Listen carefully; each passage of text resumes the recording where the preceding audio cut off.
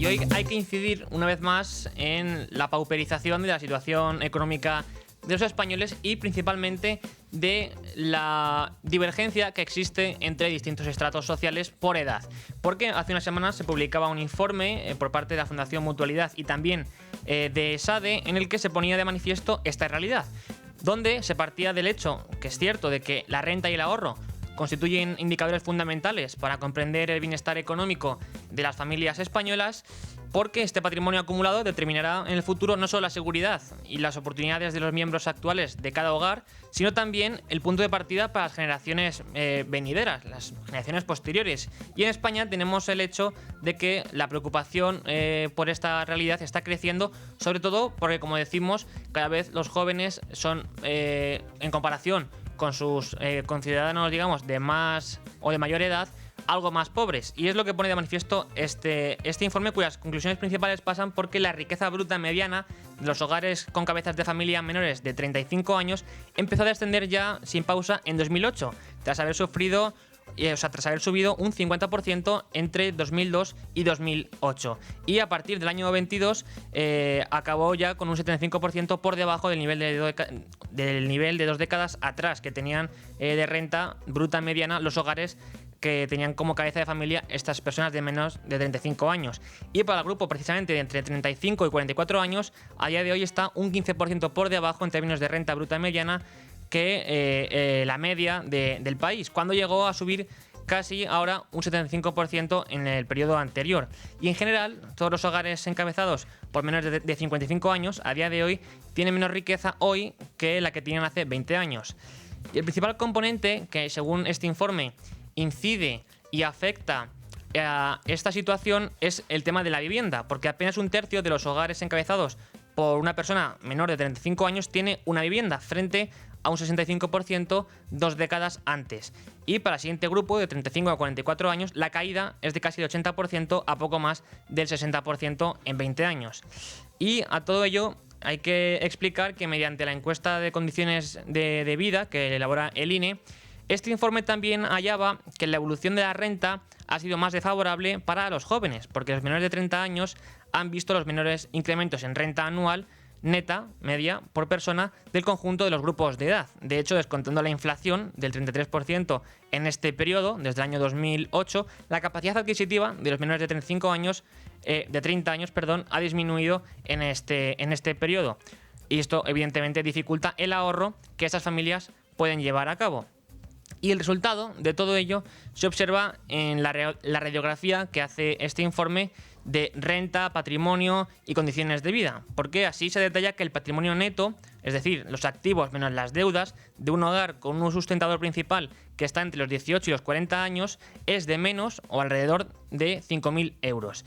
Y desde este punto, lo cierto es que el patrimonio neto crece a un ritmo de 2.000 euros por año hasta inicios de los 60, que supera ya los 70.000 euros. Y no solo existen grandes diferencias de patrimonio entre cohortes de distinta edad, dice este informe, sino también dentro de cada grupo de jóvenes. Porque si nos centramos en el grupo que va de 18 a 40 años, el top 25 de patrimonio empieza a crecer desde los 20 a los 21 años hasta los 40, cuando la mediana supera ya los 30.000 euros. Y en contraste, para el 25% de menor patrimonio neto, el valor es de 0 hasta alrededor de los 33 años, cuando ya se empiezan a generar patrimonios negativos, que es la deuda por encima de los activos, evidentemente. Y para los hogares que se sitúan en la mediana, el patrimonio neto crece a lo largo de la distribución de edad de una forma bastante lenta y desigual también, estando siempre por debajo de los 5.000 euros. Y pese a la menor tenencia, lo que también añade este estudio es que los activos no financieros, que son principalmente inmobiliarios, representan casi o cerca del 80% del valor del patrimonio total de las personas que tienen menos de 41 años, quedando solo alrededor de un 20% para los activos financieros. Esto significa que para aquellos jóvenes que han logrado comprar una casa, la mayor parte de su riqueza precisamente está ligada a ello. Y como decíamos anteriormente, evidentemente, por esto el informe concluye que el factor fundamental, o uno de ellos, que explicarían esta diferencia en términos de patrimonio y renta que se produce y que existe a día de hoy entre las personas más jóvenes y las de mayor edad, tiene mucho que ver con el problema de la vivienda, un problema que sigue agravándose, porque el gobierno de España el gobierno de Pedro Sánchez no tiene la intención de poner fin al intervencionismo que ya se aplica de forma, digamos, histórica en nuestro país sobre el suelo, porque digamos que el control, el monopolio que ejerce el Estado sobre el suelo no es una invención del actual gobierno, pero sí lo que sí es una invención de este Ejecutivo es pues las medidas mucho más intervencionistas de las que ya existían anteriormente, como por ejemplo la ley de vivienda, una ley en la que se redefinían lo que se entiende por zonas tensionadas y grandes tenedores y se reducían de una forma significativa, casi irrisoria, y al mismo tiempo se ponían en marcha unas exigencias y unas prohibiciones muy nocivas. ¿Por qué? Porque se llegó incluso a prohibir durante cierto periodo de tiempo los desahucios cuando las familias pudieran probar pues, que o pertenecían, digamos, a estratos de la sociedad vulnerables o tenían hijos menores de edad en esta vivienda. Y así lo mismo también se han topado, y sigue vigente hoy, a un índice de referencia que establece el gobierno, la renovación de los alquileres, lo cual evidentemente lastra la libertad económica y la capacidad también de negociación entre los caseros y los inquilinos. Esto, aunque desde el gobierno lo vean como algo positivo, desde la izquierda mediática y política lo ven como una necesidad, en realidad va en contra de la lógica de mercado, porque lo cierto es que si la oferta no crece, el precio no va a reducirse. Y si además de esto tenemos que un gobierno como el actual protege la ocupación y la inquiocupación y sobre todo desprotege los derechos de propiedad de las personas que tienen en propiedad una vivienda, un inmueble, evidentemente estas personas se ven desincentivadas a sacarlas al alquiler o incluso a la venta. Y esto lo que hace es agravar aún más un problema que es ya de por sí estructural y que requeriría de unas reformas que Sánchez y sus ministros no están dispuestos. En cambio ellos, luego lo comentaremos más adelante, siguen con ocurrencias diversas en materia de vivienda. Ahora lo que han propuesto es convertir SEPES en una nueva plataforma, Casa 47, que lo llaman así por el famoso artículo 47, que según ellos blinda el derecho en nuestra Constitución al techo, a la propiedad de una vivienda.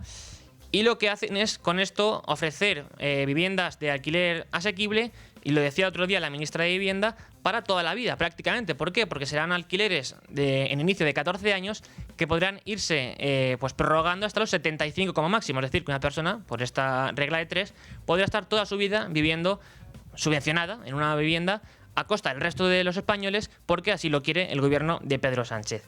Y toda esta realidad que detallaba este informe de la Fundación Mutualistas y de ESADE entronca directamente con un estudio que hace ya cosa de mes y medio ya publicó el Juan de Mariana, que era relacionado con la brecha generacional y también el sistema de pensiones. En este informe se destacaba, primero, en cuanto a la desigualdad de riqueza, que en 2002 los menores de 35 años poseían el 7,5% de la riqueza nacional y 20 años después solo el 2%, mientras que los mayores de 75 habían acumulado o habían pasado de presentar el 8% al 20%, cuando al mismo tiempo, en términos de renta, entre el 2008 y 2024, el ingreso real de los trabajadores de 18 a 29 años había caído un 3% frente a un incremento del 18% que obtenían los mayores de 65 años en esta misma rúbrica.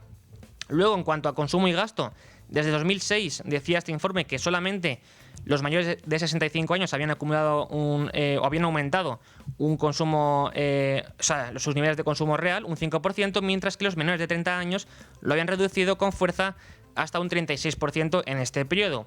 Por otra parte, y aquí es lo interesante de este informe, esto se analizaba en un contexto como el actual, en el que el gasto en pensiones no deja de subir y porque evidentemente se promete que de cara al futuro se siga aumentando, básicamente porque tenemos a la vuelta de la esquina, por decirlo así, la jubilación de los llamados baby boomers, aquellos que nacieron entre los años 60 y 50, y algunos años 70, a principios, que dentro de nada se jubilarán y que supondrán evidentemente muchas más pensiones que habrá que pagar, y esto pues habrá que evidentemente pagarlo porque es un derecho devengado. Y habrá pues básicamente una forma, que es subiendo los impuestos, o si no, endeudándose, que evidentemente supone una subida de impuestos pero postergada. Y a este respecto, como digo, el Juan de Mariana lo que establecía es que en promedio un jubilado recibe a día de hoy un 62% más de lo que aportó al sistema a lo largo de su carrera laboral. Y claro, la generosidad del sistema hace que el déficit real de la seguridad social se haya disparado, porque ronda ya el 4% del PIB, según este estudio, y que la deuda implícita derivada de sus promesas no financiadas ascienda ya al 500% del PIB. Aquí hay dos cosas que resaltar. Primero, La Seguridad Social siempre se jacta y presume de que está en superávit, pero es falso. Si lo hace es porque pues el Estado y las comunidades autónomas le transfieren el dinero que necesita para que así resulte. Y luego, lo del 500% del PIB. Hace unos días salía, bueno, lo publicamos en Libermercado, Eduardo Garzón hizo varios tweets, hizo un vídeo tratando de desmentir esta medida. Este indicador, quiero decir, esta magnitud de que las promesas de pago que tiene o que ha asumido el Estado español superan el 500% del PIB. Él decía que esto es falso, porque ¿cuál es su argumento contra esta magnitud? Pues que evidentemente no sabemos cuánta gente ni cuándo van a morir y por tanto quizá decir que de aquí a 30 años va a haber que pagar hasta el 500% de nuestro PIB actual es una falacia. Bueno, una falacia lo dirá él, pero evidentemente existen previsiones y estimaciones de esperanza de vida que pueden ayudarnos a hacernos una idea de cuál será nuestra deuda para entonces.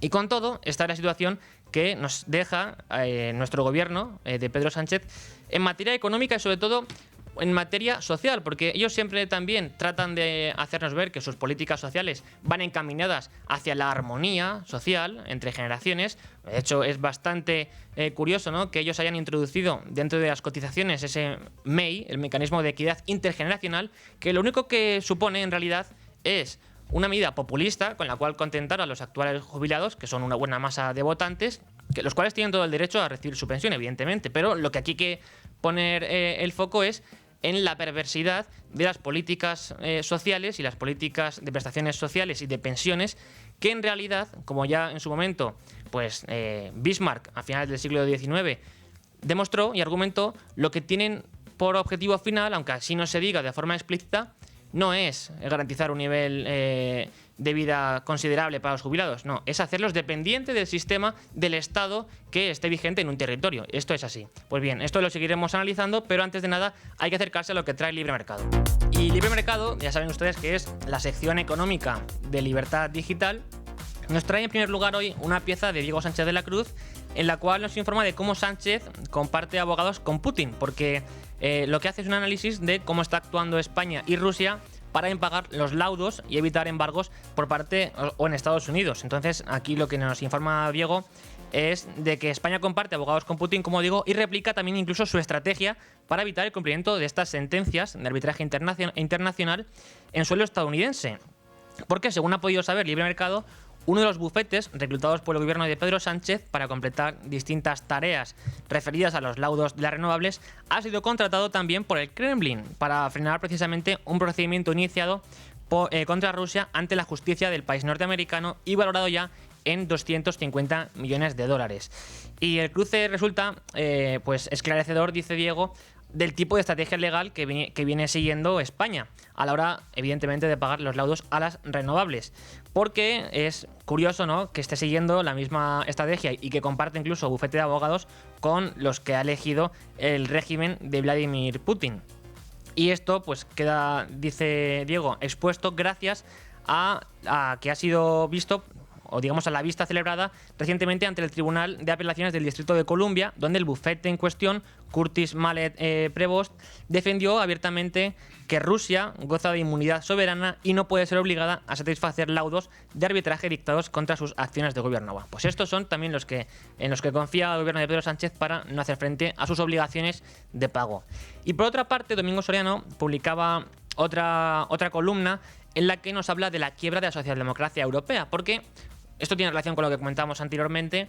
Sabemos que de base el sistema socialdemócrata que se ha impuesto en Europa después de la Segunda Guerra Mundial tenía por fundamento la llamada pues ayuda social, la armonía y la cohesión social, y todo eso a base de financiarse mediante impuestos de los contribuyentes que luego se repartían entre pues los más necesitados, lo cual puede ser un objetivo loable, pero que está sujeto a importantes tensiones y a importantes riesgos que tienen que ver sobre todo con la cuestión demográfica. Y es el primer factor que Domingo señala para explicar por qué la socialdemocracia europea está quebrando, está fracasando. Porque lo sabemos muy bien, aquí en España no hay recambio para los que llegan a la edad de retirada, de jubilación, y además estos son cada vez más. Por tanto, tenemos que el número de jubilados sigue aumentando y el número de cotizantes se sigue reduciendo, y esto de algún modo habrá que ajustarlo. Pero en segundo lugar, lo que dice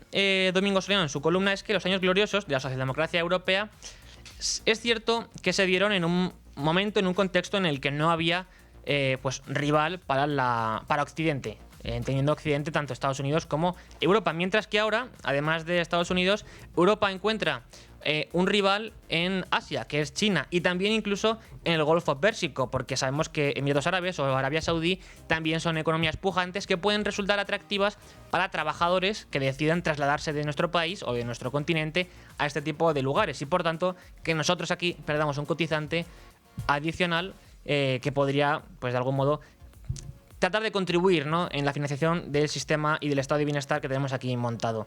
Y por último, lo que dice Domingo es que también es importante tener en cuenta, y quizás el tema más delicado, y es que el nefasto lema marxista de que cada uno según sus capacidades y a cada uno según sus necesidades es bastante absurdo, dice Domingo, en la vida real, porque presupone que capacidad y necesidad son algo dado.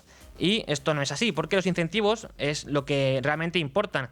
Y además lo hacen de una forma bastante importante, porque si subvencionas la pobreza, dice Domingo que se ayuda a los que tienen menos ingresos, pero también incentivas que otros se sumen a ese grupo o que no quieran salir una vez entren en él. Por tanto, vemos como la máquina que ha montado el propio estado de bienestar se le cae a sí misma y parece que la socialdemocracia europea parece entrar en quiebra.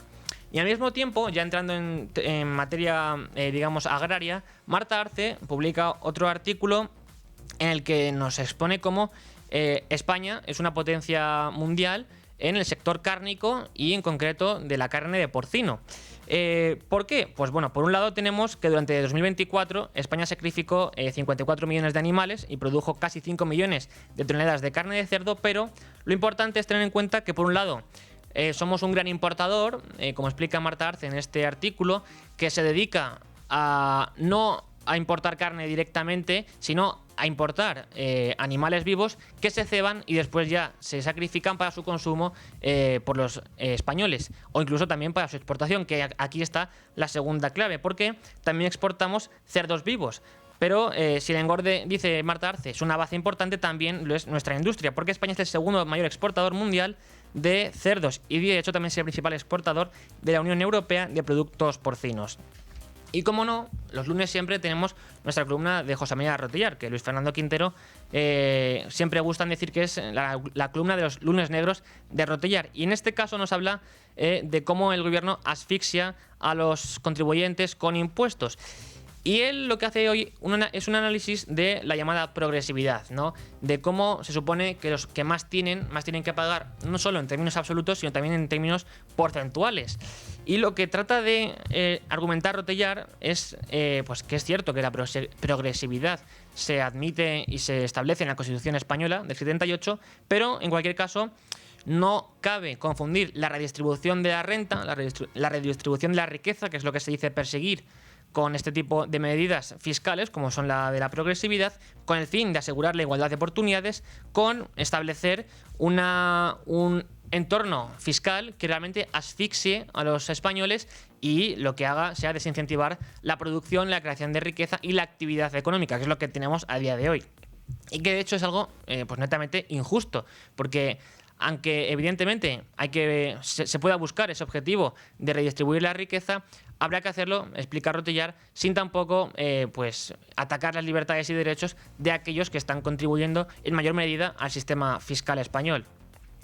Y por otra parte, en libre mercado también tenemos una pieza muy interesante que elabora Pablo Haro, y que digo que es interesante porque quizás es una cuestión que no se han planteado ustedes, pero que en una sociedad como la actual, ya sabemos, nos dicen muchos médicos sobre todo, que cada vez más gente se medica, pues tenemos una lista de los 10 medicamentos más vendidos y consumidos en España, la cual pues es encabezada por el paracetamol, con más de 60 millones de unidades distribuidas y un valor de unos 135 millones de euros, seguido por el omeprazol y en tercer lugar el metamizol sódico. Y tenemos así entre los medicamentos más populares, por ejemplo, podemos encontrar el lorazepam en 9º lugar o el ibuprofeno en 8º lugar en España.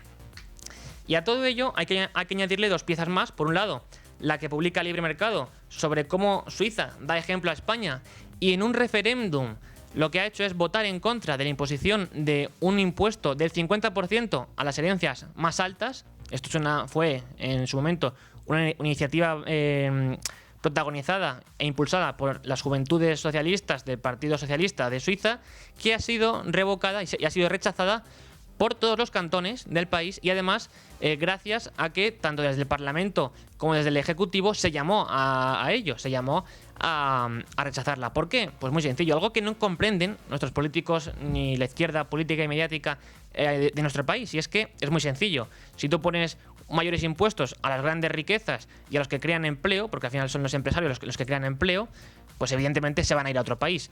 Y este era el gran temor del Parlamento y también del Ejecutivo suizo, que, como digo, llamó a los electores a votar en contra, argumentando esto, que en realidad, aunque podía ser una propuesta muy popular, que podía sonar muy bien a priori, a medio plazo y a largo plazo podía suponer más bien pues un perjuicio que un beneficio. Y por último, hay que destacar el artículo de Miguel Puga, en el que nos habla de Eduardo Garzón, como no, un clásico de este programa, de esta sección, que si nosotros hiciéramos una sección como la que hace Federico Jiménez dos Santos, es un programa de la República de los Tontos, pues Garzón seguramente tendría su espacio habitual.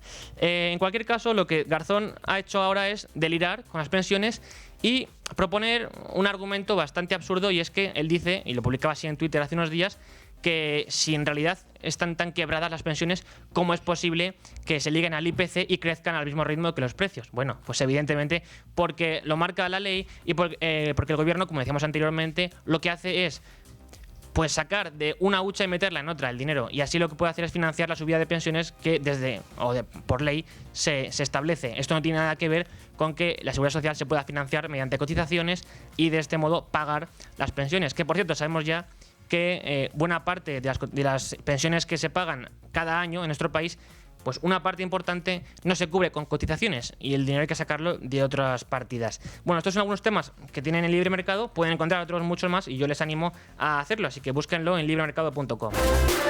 Y vamos ahora a conocer algunos temas de interés en materia económica, pero hay que recordarles que si sus padres son personas mayores o son ustedes los que viven solos, el reloj Durkal les resulta una oportunidad muy interesante, porque lo cierto es que con una promoción, además, con Libertad Digital, pueden conseguirlo llamando al 910-888-852 o a través de la web durkal.com usando el código Libertad Digital, todo en mayúsculas y todo junto, y de este modo pues favorecerse o beneficiarse con un descuento del 10% en el reloj y 3 meses gratis tanto del reloj como de la aplicación que va ligada a este reloj. Es una aplicación y un reloj que no solo es un reloj de emergencias, de socorro, sino que también pues, tiene otras funcionalidades muy importantes, como por ejemplo el establecimiento de alarmas con los cuales pues, se pueden recordar a qué hora hay que tomarse, por ejemplo, una pastilla, o otro tipo de funcionalidades que son interesantes en cualquier caso para todos ustedes, ya sean ustedes los beneficiarios directos de estos productos o bien los familiares de estas personas que, ya digo, si son mayores y viven solos, pues necesitarán evidentemente atención y la asistencia de alguien. Y pues como digo, Libertad Digital les ofrece un año de teleasistencia Durkal con un 10% de descuento, el reloj y 3 meses gratis llamando al 910-888-852 o a través de la web durkal.com y usando siempre el código Libertad Digital. Y a esto hay que añadirle otra recomendación, sobre todo si están interesados en el mercado inmobiliario como inversores, porque Cibislen les ofrece una oportunidad también de oro, porque esta plataforma les permite invertir en el mercado inmobiliario desde 250 euros. Esto es interesante porque muchas veces se pueden pensar ustedes que quizá para invertir en general, pero también en el mercado inmobiliario, hacen falta grandes sumas de dinero, grandes capitales. Bueno, pues Cibislen les propone y les ofrece esta opción con una rentabilidad garantizada de entre el 10 y el 13%, lo cual es bastante interesante. Y todo ello gracias a su modelo del crowdlending inmobiliario. Así que si lo que quieren es más información, infórmense en cibislen.com. 12:30 pasadas, 11:30 en Canarias. Tiempo ya de analizar otras cuestiones de interés a día de hoy en materia económica. Sobre todo porque hemos comenzado hablando de la brecha generacional y de cómo esto impacta en el sistema de pensiones, pero hay que considerar también, como decíamos anteriormente, que hay un factor diferencial y fundamental en este problema, que es el de la vivienda. Y lo que el gobierno ha propuesto, en lugar de pues medidas realmente de calado que puedan solucionar en parte o comenzar a poner los cimientos, nunca mejor dicho, de la solución para este problema, tenemos que el Consejo de Ministros, pues el próximo martes, aprobará la transformación de SEPES en Casa 47, la entidad estatal de vivienda que el presidente del gobierno, Pedro Sánchez, anunció hace un año y que actuará como garante del artículo, dicen ellos, 47 de la Constitución sobre el derecho a una vivienda digna y adecuada. Así lo avanzaba la titular del ramo, Isabel Rodríguez, el pasado jueves durante la presentación de la entidad estatal de vivienda, que gestionará todo el ciclo de vida de los inmuebles, desde la adquisición, hasta la gestión de suelos y también la entrega de la vivienda a los beneficiarios. Y es importante destacar que Casa 47, que recibe su nombre, como digo, de este artículo de la Constitución, se sustenta en 4 ejes, dicen ellos, que es la planificación, la construcción, hacer el barrio y hacer un barrio, o sea, y fomentar la vida en el barrio, es un argumento que emplean ellos para justificar esta medida, y también la atención a la ciudadanía. Pero lo importante, como digo, es que entre las novedades que va a impulsar esta entidad, o que ha prometido en todo caso el gobierno hacer, es la apuesta y el ofrecimiento, la oferta de alquileres asequibles para las personas con un plazo máximo de 75 años. Comenzará siendo de 14 años el plazo y que será prorrogable, como digo, hasta los 75 años.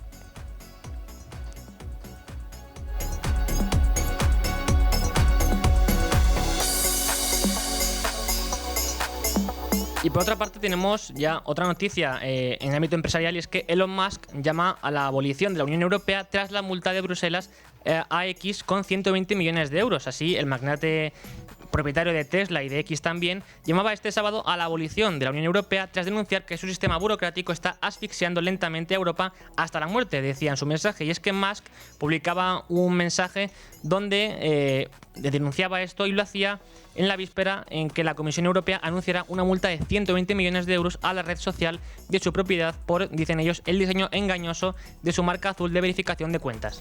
Y por último, hablando de tecnología, empresas y de Unión Europea y de España en concreto, tenemos un estudio en el que se afirma que el uso de la inteligencia artificial podría transformar entre el 18% y el 22% del total de los empleos en nuestro país. Así lo afirma un estudio del Instituto Brain de la Universidad Politécnica de Valencia, y esta investigación se basa en datos del INE que indica que la inteligencia artificial tiene una capacidad real de transformar el trabajo en todo el país y que esta exposición es estructural, dicen ellos. Y los lugares con mayor incidencia de la inteligencia artificial en el empleo son Madrid y Barcelona, donde la exposición actual supera el 21%, mientras que en el extremo opuesto encontramos regiones como Soria, Zamora, Teruel, Cuenca o Palencia, con valores entre el 17,5% y el 18%. Así lo recoge este estudio, que pues es bastante interesante porque nos muestra cómo podría llegar a transformarse el empleo en nuestro país. 11:36 de la tarde, 11:36 en Canarias. Seguimos en Crónimo de Lucro para analizar otros temas de interés en materia económica, comenzando porque Bruselas, según se puede leer hoy en prensa económica, va a auditar los controles de España a los fondos europeos en plena tormenta por la corrupción. Tenemos que la Comisión Europea va a realizar esta auditoría en nuestro país sobre los sistemas de control que tiene el gobierno de España en el reparto de fondos europeos Next Generation para proteger los intereses financieros de la Unión Europea. Ya analizamos la pasada semana aquí con Santiago Sánchez cómo estaban distribuyendo estos fondos, y lo que nos dejaba entrever Santiago Sánchez es que, por un lado, había una gran dejadez por parte del gobierno, pero sobre todo una debilidad parlamentaria, que es lo que les impedía poner en marcha las iniciativas que se exigen desde Europa para la distribución de estos fondos, porque, como sabemos, fue asignada una gran cantidad de dinero a nuestro país. Fuimos el segundo mayor beneficiario en cuanto a cantidad asignada, pero hemos pedido y ejecutado bastante poco. Y esto es así, pues como decía Santiago Sánchez, por estos factores. Pero en este contexto, como decimos, Bruselas ya va a auditar las cuentas porque, evidentemente, en un contexto como el actual, en el que hay cada vez más escándalos de corrupción que afectan al gobierno de Pedro Sánchez, evidentemente Europa puede tener sus sospechas o, en todo caso, sus temores de que también se haya empleado en fines que no estaban destinados para ello los fondos que desde Europa se estaban distribuyendo. Y precisamente también en prensa tenemos que, esto según The Objective, el sector público y sus empresas se han quedado con la mitad de los fondos de la Unión Europea. Así lo afirma este medio, que ha accedido a los datos oficiales, explican, y que pues es una cifra que confirma que los grandes beneficiarios han sido sobre todo ministerios, autonomías, ayuntamientos y organismos dependientes del Estado, y no el tejido empresarial y productivo, que es lo que en teoría tenía que ser el gran objetivo, o digamos los beneficiarios principales del llamado Plan de Recuperación, Transformación y Resiliencia, que se puso en marcha en España con fondos procedentes de la Unión Europea.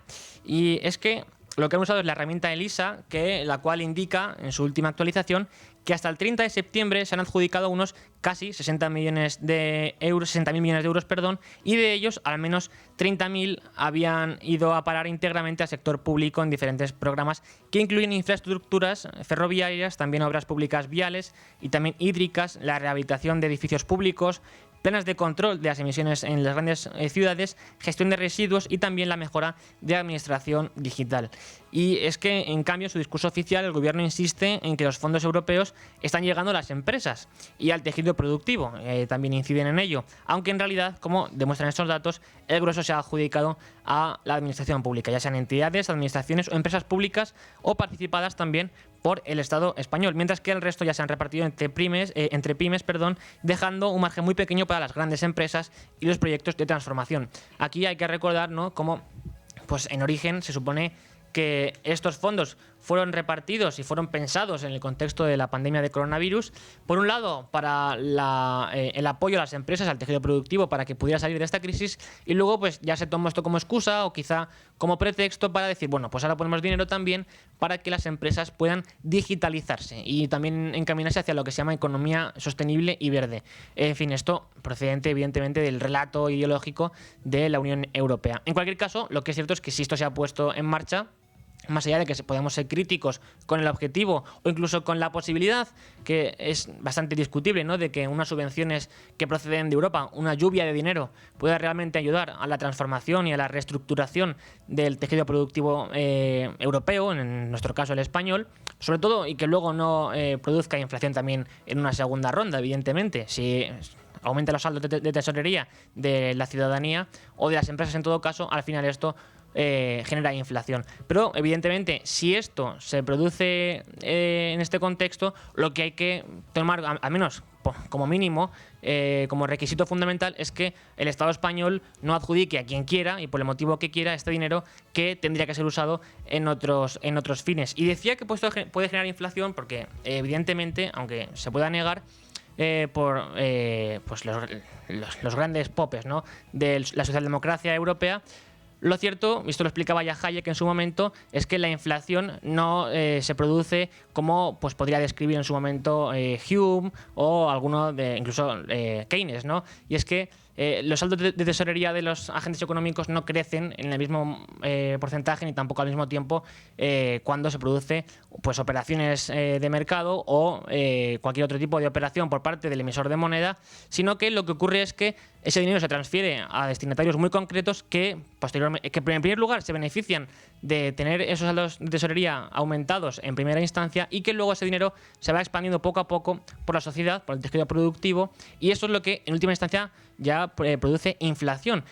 Claro que, como vemos aquí, hay grandes beneficiarios y grandes perdedores. Por un lado, los beneficiarios son los que han podido beneficiarse, valga la redundancia, han podido adquirir esos fondos en primera instancia y con ello poner en marcha proyectos de inversión y empresariales interesantes o no, pero al fin y al cabo subvencionados por parte del Estado, no regidos por la lógica del mercado, y en última instancia pues son perjudicados aquellas personas que cuando les llega ese dinero y quieren ya pues hacer compras o transacciones, lo que ven es que los precios por este mecanismo han aumentado de una forma significativa en los últimos años. Pero al mismo tiempo hay que hablar también de mercado laboral, porque como publica hoy la prensa especializada, tenemos que el pluriempleo se dispara en España en noviembre y ya tenemos casi 31.000 trabajadores que tienen varios contratos indefinidos al mismo tiempo. Es una información que podemos leer en prensa especializada con datos que ofrece tanto el SEPE como el Sindicato Uso. Ya sabemos que el Sindicato Uso, en materia laboral y en cuanto a los datos de empleo que publica el gobierno, siempre contraprograma informes propios en los cuales trata de pues, buscar la letra pequeña y ver en qué los datos oficiales y el discurso del gobierno estarían no falseando, pero sí manipulando o maquillando, mejor dicho, la realidad que se vive en nuestro país en materia laboral. Evidentemente, aquí lo que hace uso es indicar que uno de los factores que más afectan y que sobre todo demuestran la precariedad de nuestro mercado laboral, que es, hay que recordarlo, el gran objetivo con el cual se puso en marcha la reforma laboral en 2022 por parte de Yolanda Díaz, pues bien, esta temporalidad y precariedad se vería sobre todo manifestada por el número de pluriempleados que hay en nuestro país. Hay gente que le gusta y que de hecho tiene que, por necesidades, hacerlo así, que tiene varios empleos, pero el aumento de gente que se ve obligada a tener distintos empleos y sobre todo que sean indefinidos, incluso, digamos, el número de gente que es incapaz con un solo trabajo de llegar a fin de mes, de poder costearse sus gastos, evidentemente es una muestra evidente de pues, precariedad en la sociedad española. Y esto es lo que no suelen comentar desde el Gobierno de España, pero que los datos que ofrece el propio SEPE, el Servicio Público de Empleo, lo exponen. Y como decíamos, hay casi 30.500 personas a día de hoy, en noviembre, que han sido objeto de más de un contrato indefinido en nuestro país. Y supone además el mercado laboral español una muestra de cómo la política restrictiva y también la intervención nos lleva más que al fracaso. ¿Por qué? Porque, bueno, en primer lugar tenemos la mayor tasa de paro de toda la Unión Europea, tanto en términos generales, en torno al 10%, como en términos de tasa de paro juvenil, como incluso la femenina, que es uno de los grandes colectivos que según el Ejecutivo de Sánchez van a proteger. Bien, vemos que no. Pero es que además tenemos el doble de paro que nuestra vecina Portugal. Portugal nunca ha sido una economía especialmente boyante, ni mucho más potente que la nuestra, pero lo que tienen es la mitad de paro que en España. Esto para que veamos cómo en realidad la política del gobierno, que dice proteger a los trabajadores y que además ponen como excusa la protección social, pues para poner en marcha mayores cotizaciones, mayores impuestos, en realidad lo que hace es lo contrario. Y esto sumado siempre a que estamos hablando de los datos oficiales, porque como precisamente Uso denuncia, en España hay más o menos 1 millón de personas, o quizá algo más, que no trabajan y que no son contabilizadas en las estadísticas oficiales de paro. ¿Por qué? Porque entre trabajadores acogidos a un ERE que no se contabilizan, como incluso sobre todo los 700.000 aproximadamente, evidentemente, fijos discontinuos que no están en actividad pero que por esta figura contractual no son contabilizados, pues lo que nos da es una cifra de paro algo más baja de la que en realidad existe en España y que no se quiere admitir por parte del Ejecutivo de Pedro Sánchez. Y a este respecto, hablando de precariedad, hay que también incidir en otra información que podemos leer en prensa especializada a día de hoy, y es que ganar más de 2.000 euros al mes se ha convertido en una quimera, básicamente, porque el 80% de los empleados públicos son los que ganan esta cantidad, y también, en cambio, en el sector privado lo hacen cerca del 40%. Esto también lo que refleja es que hay una gran diferencia de condiciones de trabajo entre el sector público y el sector privado. ¿Y por qué? Pues básicamente porque, como decimos siempre, el sector público es financiado con los impuestos de los contribuyentes. En cambio, la retribución que se recibe en el sector privado por parte de los trabajadores de una empresa privada depende de su productividad, depende de lo que aporte la producción o a los servicios que una empresa ofrece al mercado y, por tanto, a su valor de mercado y a lo que esa persona, el trabajo, mejor dicho, de esa persona es valorado en el mercado de trabajo. En cambio, el sector público en realidad se rige por otros criterios, como pueden ser méritos académicos, méritos establecidos por oposición, lo cual es muy loable y admirable, pero evidentemente la retribución en este caso no se rige por lógicas de mercado, una vez más, sino por lo que el Estado decide conceder a los trabajadores. El Estado, por cierto, que sabemos que necesita la mayor cantidad de votos y, por tanto, cuanto más gente trabaje para él y dependa del propio Estado, evidentemente no todos van a votar al gobierno vigente, pero se asegura al menos tener cierto voto cautivo. Y esto también es lo que explica por qué el número de empleados públicos ha crecido de una forma significativa desde 2018. Ya se encuentra en torno a los 3,5 millones. Y sigue subiendo. Y de hecho el ritmo de creación de empleo por parte del sector público es mayor al ritmo de creación de empleo por parte del público. Y esto se ve también, como decíamos, en las retribuciones que existen en ambos sectores. el 80% en el sector privado puede cobrar 2.000 euros al mes, mientras que lo hace en el sector privado el 40% frente al 80% del sector público. Y por tanto tenemos que incluso hay 1.000 euros de diferencia en el salario medio entre los trabajadores públicos y los privados. Y al mismo tiempo, esto se ve también reflejado en un contexto en el que las prestaciones sociales y la política de ayudas están generando lo que en principio no se busca, que es proteger a la gente.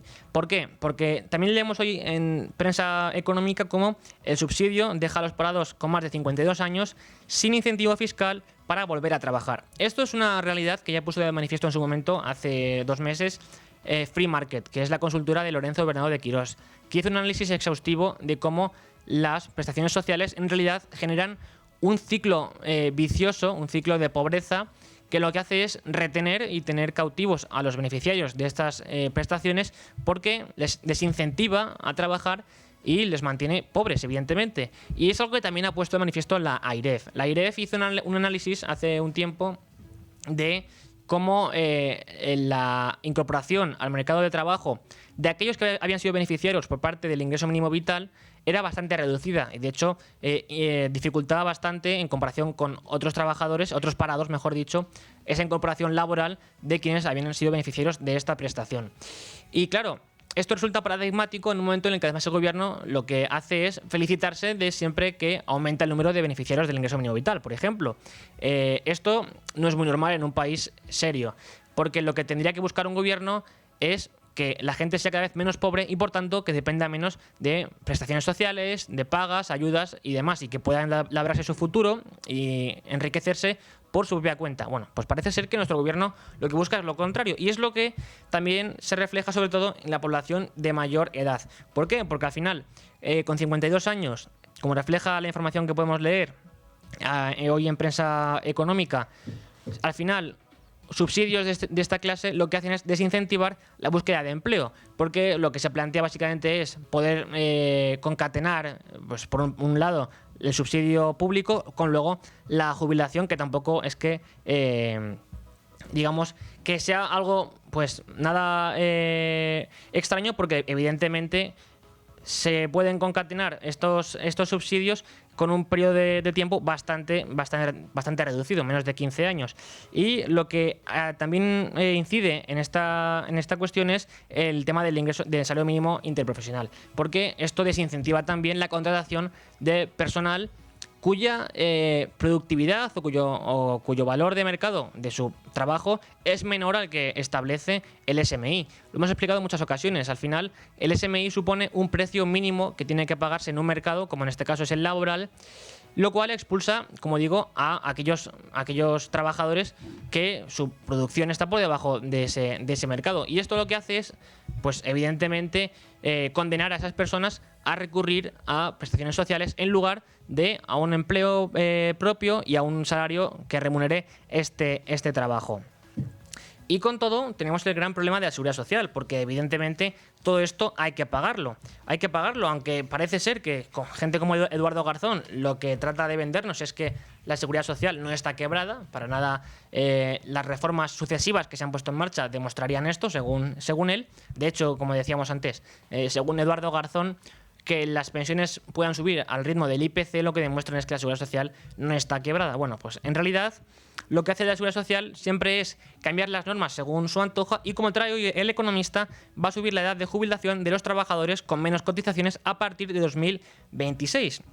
¿Y cómo cambia la edad de jubilación en 2026? Pues por un lado, la edad de jubilación el próximo año es de 65 años para las personas que han acumulado casi 40 años, en concreto 38 y 3 meses cotizados, mientras que será de 66 años y 10 meses para aquellos que no han llegado a 38 años y 3 meses de cotización. Son 2 más que este año 2025. Del mismo modo, El Economista informa de que la edad de jubilación anticipada también va a modificarse en 2026. ¿Cómo lo va a hacer? Pues los trabajadores que se quieran jubilar de forma anticipada voluntaria, respondiendo únicamente a su propia voluntad, podrán hacerlo a partir de los 63 años si han llegado a 38 años y 3 meses cotizados, o a los 64 años y 10 meses si no han llegado a esa cotización, dado que los adelantos máximos, dice El Economista, de esta modalidad son de 2 años.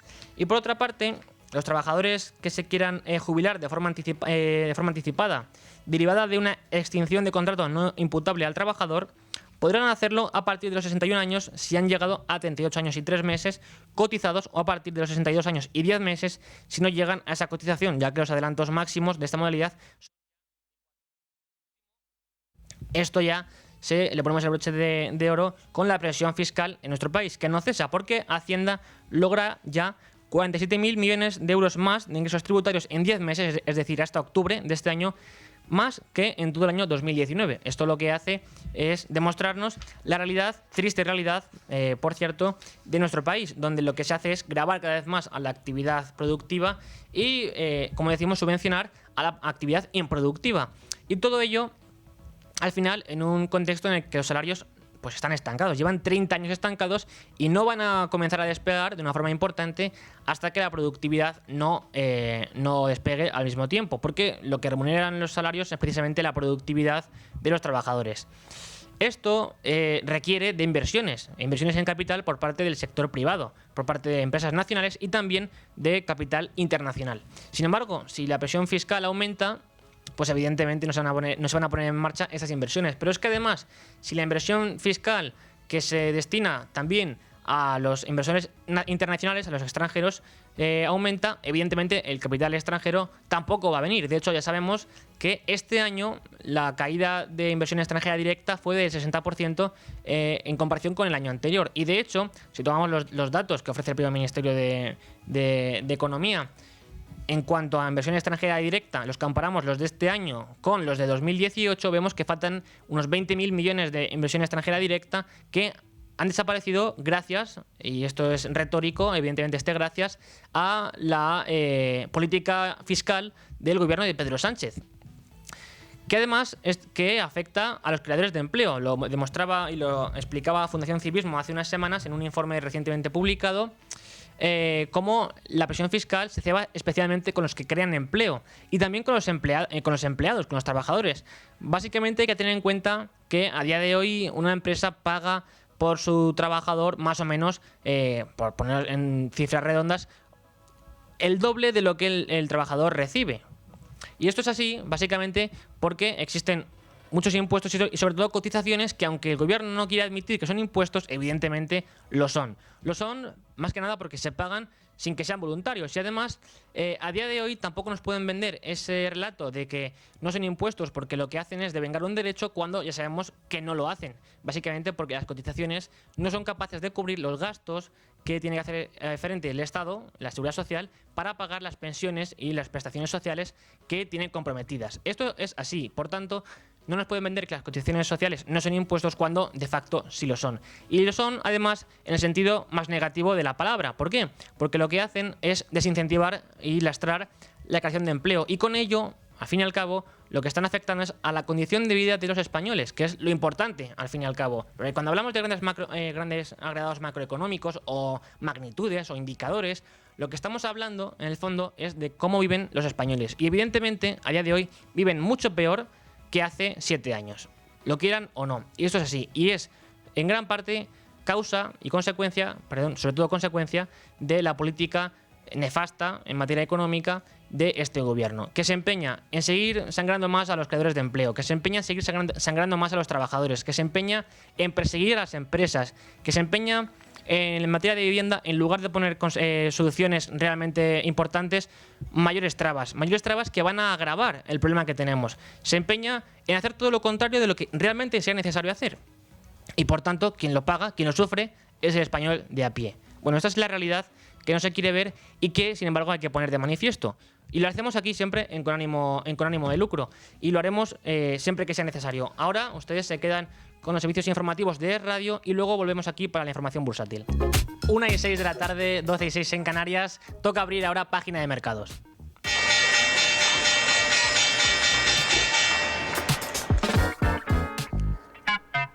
En un día en el que el IBEX 35, el principal indicador bursátil de España, lo que ocurre es que está ahora mismo de 16.658 puntos y pierde un 18% en la sesión, siendo Indra, ACS y Solaria Energía las que más ganan, mientras que Puig, Caixa y Santander las que más pierden. Y hay que informar de que en este contexto la prensa especializada a día de hoy nos informa de que el parón de las bajadas de tipos de interés dispara el apetito por la deuda española, mientras que el Consejo de Gobierno del Banco Central Europeo lleva casi 6 meses sin mover el precio oficial del dinero. La última modificación se aprobó, de hecho, en junio del pasado, o sea, de este año, y el tipo de interés de las operaciones principales de financiación quedó fijado en el 2,15%. Tenemos que esto dispara el apetito de la deuda por la deuda española. Evidentemente, porque lo que genera es un contexto de bastante mayor estabilidad y sobre todo que los inversores pueden pues prever a mayor plazo lo que pueden ir haciendo con sus inversiones. Y desde que los tipos de interés oficiales cayeran al 0% en el 2016, tenemos que el Banco Central Europeo ha llevado a cabo 10 subidas consecutivas del precio del dinero hasta el 4,5%. Así se situó en septiembre del 23 y después 8 bajadas que ahora, en este contexto, es cierto que el Banco Central Europeo parece que ha puesto fin al ciclo de bajadas de tipos de interés, también el Banco Central de Inglaterra, pero lo que genera, sobre todo, es un contexto bastante más favorable del que teníamos hace cosa de 2 años únicamente. Por otra parte, como informa Expansión, el Banco de Inglaterra precisamente reduce un 38% su stock de deuda británica. Así lo cifraba en una horquilla de entre los 50.000 millones y 125.000 millones de libras este stock de deuda en valor actual. Claro, esto también lo que viene a demostrar es que los bancos centrales, a través de este mecanismo, consiguen elevar el precio de los bonos, lo que a su vez reducía el tipo de interés abonado finalmente por los gobiernos, con múltiples consecuencias positivas en teoría. Claro, porque la deuda pública financiada en mejores condiciones y estímulo de la economía a través del mayor gasto de los hogares y de la inversión de las empresas, pues así lo explicaba. Y el Banco de Inglaterra precisamente alcanzaba su máximo stock de activos de este tipo en enero de 2022, con casi prácticamente 900.000 millones de libras, que viene a ser un 1,01 billones de euros. La cifra había caído al 38% el pasado 5 de noviembre hasta los 555.000 millones de libras. Y este importe será el nuevo máximo que autoriza el gobierno, precisamente, el gobierno de Reino Unido. Y el compromiso con Downing Street consistió en que los beneficios que se extrajeran por la APF se transferirían al gobierno, mientras que este debería rescatar o debería resarcir al Banco de Inglaterra por las pérdidas, como está sucediendo ahora. Y a este respecto también, ya en materia empresarial y de valoraciones que hacen las casas de acreditación, tenemos que Morgan Stanley ha rebajado la calificación de Tesla por su elevada valoración, porque la firma de Wall Street lanzó un precio objetivo de $425 por la empresa de Elon Musk, lo que implica una caída del 6,5% desde los niveles actuales. Y señaló también que aunque Tesla sigue siendo un líder mundial en vehículos eléctricos, energía e inteligencia artificial en el mundo real, la acción ahora cotiza cerca de su valor justo. Los analistas, liderados por Andrew Percoco, lo que escriben es que Tesla está posicionada para ser líder del mercado en movilidad autónoma, energía renovable y robótica, pero argumentan que los catalizadores vinculados a sus segmentos no automotrices parecen estar en gran parte ya reflejados en el precio que se establece actualmente, en el precio que establece Morgan Stanley. Y por ello, lo que hace es rebajar esta calificación para Tesla en comparación con lo que hacía en su anterior informe. Y otra empresa que también califica Morgan Stanley es Ferrari, para la cual pues rebaja su calificación por limitaciones de volumen y recorta su precio objetivo a $425, también en este caso. La rebaja refleja la decisión estratégica de Ferrari de limitar estrictamente la producción hasta 2030, lo que el analista Edward Aubin considera positivo para el valor de la marca a largo plazo, pero afirma que restringirá la expansión de ingresos a corto plazo.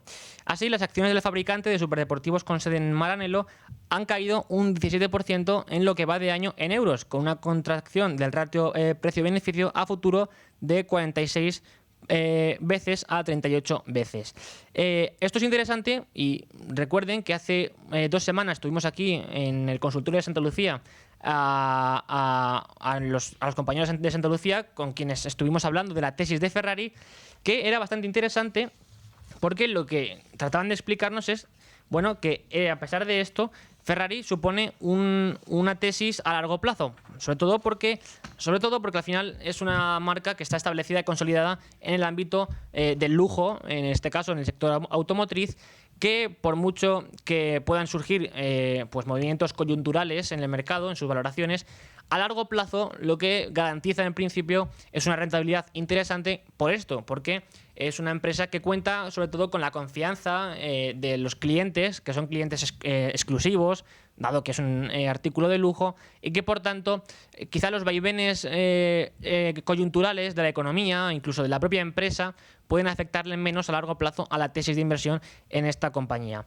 Y con todo tenemos que, parece ser que todos los datos apuntan a que la Fed va a llevar a cabo un recorte de Navidad de sus tipos de interés. Ya lo avanzábamos aquí, y es que la Reserva Federal, a diferencia de sus homólogos de Europa y de Reino Unido, todavía tenía previsto, al menos en una o dos ocasiones, bajar los tipos de interés hasta final de año, pues así lo establecen, así lo prevén los analistas de mercado a día de hoy. ¿Y cuánto podría ser? Pues lo que este recorte podría llevar a cabo es una bajada de unos 25 puntos básicos de los tipos de interés. En concreto, el mercado ahora mismo espera con casi un 90% de probabilidad que esta bajada de 25 puntos básicos se produzca en la reunión que la Fed va a celebrar entre este martes y este miércoles en Estados Unidos. Y también lo hacen la mayoría de analistas, como los de Bloomberg, que ya esperan la llegada de un recorte de Navidad, como dicen.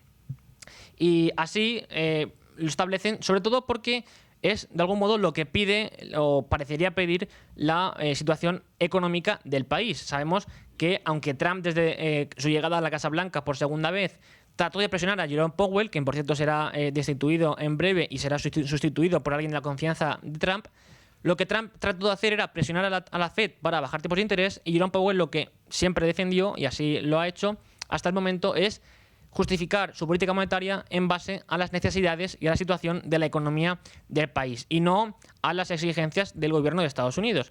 Por tanto, por eso los analistas, viendo que ahora mismo la tasa de desempleo ha crecido en unas pocas décimas en septiembre, y viendo también que la economía estadounidense da señales de cierta debilidad, lo que tenemos es que lo más probable, sobre todo sabiendo las intenciones previas de la Reserva Federal, es que esta semana se produzca su última bajada de tipos de interés de este año. Y de cara al futuro, también se prevé una reducción ya de 25 puntos básicos también en junio del 26. Por tanto, vemos como los analistas de mercado lo que esperan es que la Fed lleve a cabo una política monetaria quizás algo distinta a la que ahora decimos parece porque está por ver, que está llevando a cabo la Unión Europea.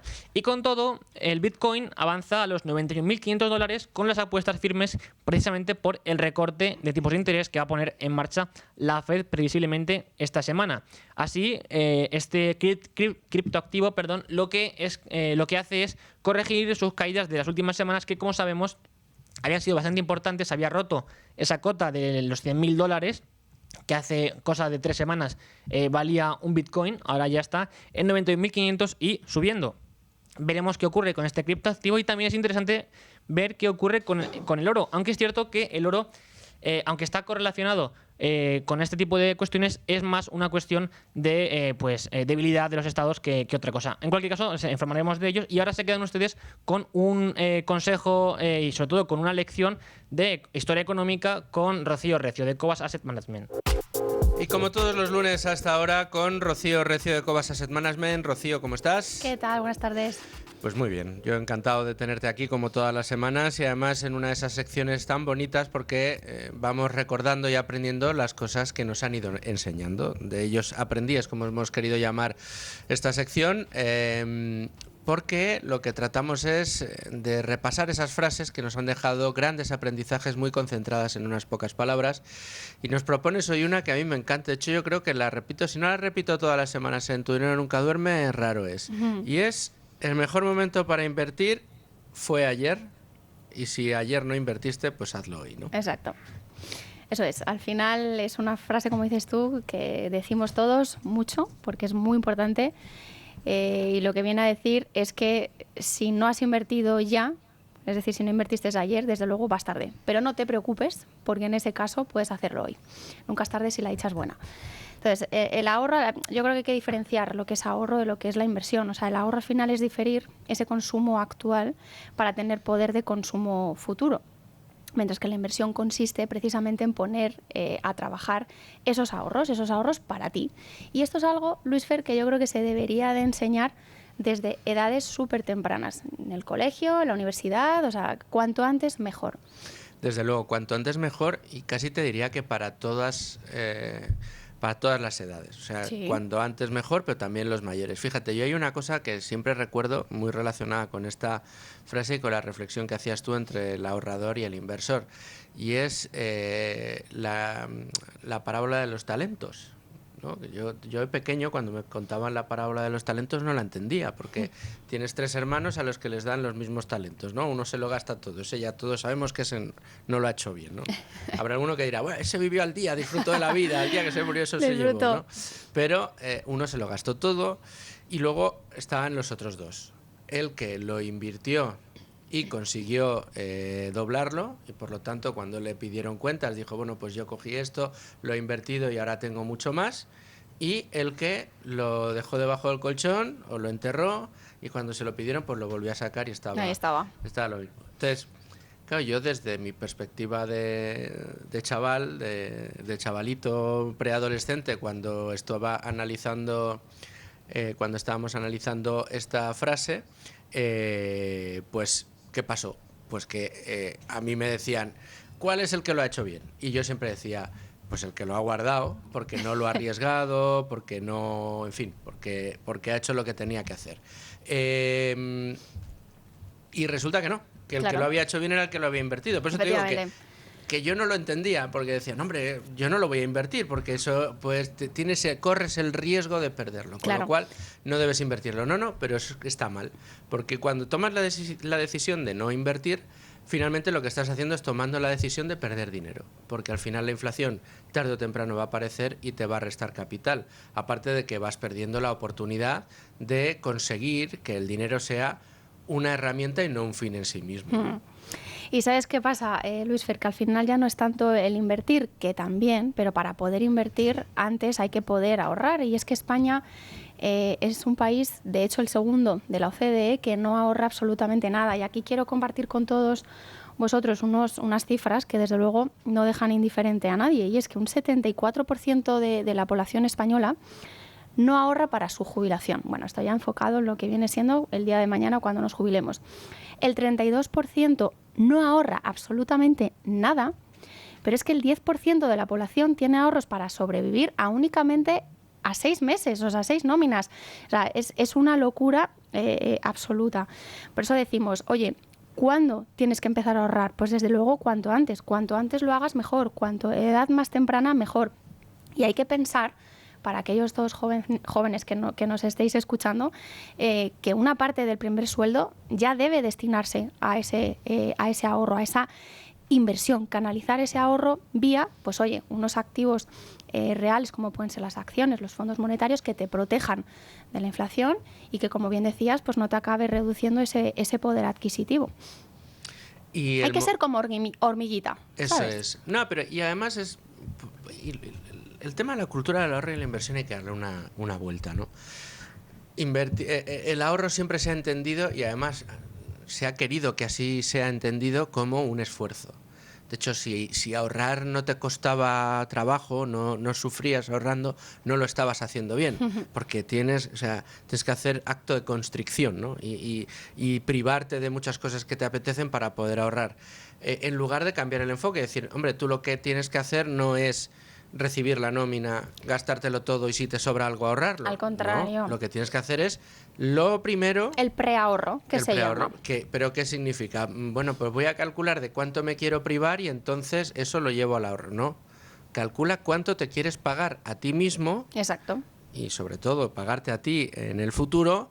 Y esa es la parte. Entonces, si lo interpretas de esa manera, probablemente lo que terminarás queriendo es ser ambicioso en ese pago a ti mismo y cada vez hacerlo más. De manera que si lo enfocas de este modo y no lo enfocas como un sufrimiento, no intentas cada vez retraer menos. Pues mira, si este menor no pasa nada, eso que me lleva o no.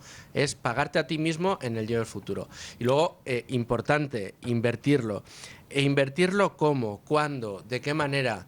¿Cuándo es el mejor momento para invertir? No, la inversión hay que concebirla como un acto constante, disciplinado y desde el primer momento. Si lo que queremos es garantizarnos que vamos a tener más capital en el futuro y que lo que estamos haciendo es poniendo en marcha la magia del interés compuesto y de los mercados financieros para que estos trabajen para nosotros. La única manera de garantizarnos que no vamos a perder dinero y que vamos a ganar la opcionalidad de ganar mucho dinero en el futuro y de ver cómo ese capital se va componiendo a largo plazo a través del interés compuesto es siendo disciplinado y todos los meses ir metiendo un poquito. Y para eso yo creo que se necesita formación. Aprender a invertir, pues oye, en cierto sentido no es fácil. Quiero decir, necesitas pues de una base de conocimientos financieros y de saber y de destinar aquellos ahorros, sobre todo a la inversión, que consideres que no vas a utilizar en el corto o medio plazo. Entonces, esa cantidad es la que deberías de invertir. Y formarte, es decir, estructurar unas carteras de ahorro y elegir bien el producto pues que se adecue a tu perfil de inversor. Si eres más conservador, quizás más agresivo. Y sobre todo es eso, esa es la pregunta que yo les hago a todos nuestros inversores que quieren invertir con nosotros en Cobas. Oye, ¿es un dinero que vas a necesitar, sí o no? Porque si realmente consideras, oye, el día de mañana puedes echar mano de él y utilizarlo sin ningún problema, ¿no? Hacer ese reembolso, ese rescate de liquidez. Pero responderse a uno mismo, oye, ¿es un dinero que voy a necesitar? Sí o no. ¿Puedo prescindir o hacer como que no tengo ese dinero? Sí o no. Entonces, mencionabas también, Luis Fer, algo muy importante, que es el interés compuesto, y de ahí la magia que tiene este poder, que no es otra cosa que aquel interés que se va sumando al capital inicial, sobre el que se van generando nuevos intereses. Entonces, si tú vas reinvirtiendo esos intereses que te va generando la inversión, al final el dinero tiene un efecto multiplicador pues muy interesante, porque al final esos intereses que se están produciendo producen a su vez nuevos intereses. Y por eso es tan importante la frase de hoy. ¿Cuándo fue el mejor momento para invertir? Ayer. Tenías que haber invertido ayer. Y si te enteraste de todo esto hace un año, pues hace un año. Es decir, cuanto antes empieces a invertir, antes empiezas a componer tu dinero. No, esta frase no se da de bruces con el hecho de que los mercados vayan a atravesar ahora una época de sequía, con que las estrategias growth o value pues no estén en su mejor momento, o sí lo estén, porque creas que te has perdido ya la corriente ganadora, pues joder, ya no entré en Nvidia, pues entonces ahora no es un buen momento. No. Todo esto es especulación, todo esto es tratar de adivinar los momentos del mercado, todo esto es invertir de la manera no adecuada, no óptima para conseguir que tu dinero se multiplique a lo largo de los años. La manera de hacerlo es de forma disciplinada y por ese motivo, porque es bueno estar invertido a lo largo de todo el año, porque es bueno estar invertido todos los meses, esté la bolsa alta o esté la bolsa baja, y es importante estar en todos los momentos de mercado porque las rentabilidades que ofrece el mercado, Rocío, y tú lo sabes muy bien, son rentabilidades que se obtienen generalmente en 3, 4 o 5 días de buenos mercados en el año. Si esos días pierdes, tú no estabas, pues te es un peligro hacer market timing, desde luego. Hay varios estudios que así lo demuestran. O sea, es mucho mejor estar invertido, no intentar predecir esos movimientos de, pues ahora la bolsa va a subir, ahora va a bajar, ahora salgo, ahora entro. Con esos vaivenes, pues al final te acabas perdiendo pues muy buenas rentabilidades. De hecho, por poner me gustaría poner un ejemplo práctico del por qué invertir antes, que es a lo que nos ciñe hoy con la frase que he traído hoy, de por qué hacerlo cuanto antes. O sea, fijaos, el efecto que tiene este interés compuesto según la edad de inicio en la inversión. Supongamos una rentabilidad anual que nos da un producto del 8%, ¿vale? Y tenemos a dos personas, un chaval pues de 22 años y otro que tiene 32 años. Entonces, con una aportación de 1.200 euros cada año, cada uno de ellos, el que empieza con 22 años a invertir, al final, a la edad de su jubilación, a los 65 años, tendrá un total o habrá obtenido 462.000 euros, ¿vale? En una aportación de 42 años que ha ido aportando pues cerca de 53.000 euros. Mientras que el otro joven de 32 años va a obtener un total que es la mitad. En vez de los 462.000 del primero, va a obtener 205.000. O sea que para que veáis ese efecto multiplicador que tiene el interés compuesto y que cuanto antes se empiece a invertir, mejor. Por eso hay que concienciar a todos nuestros jóvenes, a todas las personas, oye, que sea joven o no, o sea, porque si ya, oye, vas tarde, no pasa nada, puedes invertir.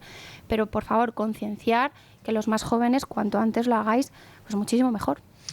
Mucho mejor porque, pues eso, ponemos los mercados de nuestra parte y conseguimos esa virtuosidad de que el dinero, como decimos, trabaje para nosotros y podamos salir de esa maldita carrera de la rata que tiene y nos tiene o nos ha tenido a tantos corriendo en esa rueda del hámster detrás para conseguir dinero, para pagar facturas, para tener más facturas, para conseguir más dinero, etcétera, etcétera, etcétera. En lugar de, oye, pues yo todos los meses voy preahorrando, preinvirtiendo y consiguiendo que poquito a poco, es verdad que al principio parece que no va a llegar nunca el momento en el que empecemos a componer y que cada 4 o 5 años seamos capaces de generar lo mismo que hemos generado hasta ese momento, ¿no?